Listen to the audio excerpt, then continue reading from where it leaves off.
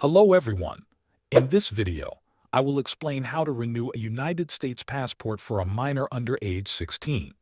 First, fill out Form DS-11 and print it.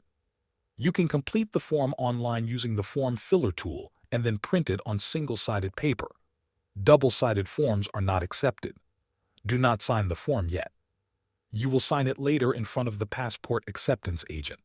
On the form, you can choose a passport book, a passport card, or both. Next, get evidence of your child's U.S. citizenship. This document must have an official government seal or stamp. The most common document is a certified U.S. birth certificate. Other options include a consular report of birth abroad, a certificate of citizenship, or a previous U.S. passport. Bring the original document and a photocopy. After that, show your relationship to your child. A birth certificate usually proves this.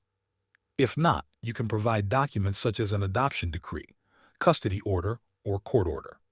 Next, bring parents' or guardians' photo IDs. Both parents or guardians must show valid photo identification, such as a driver's license. Next, provide photocopies and any additional documents.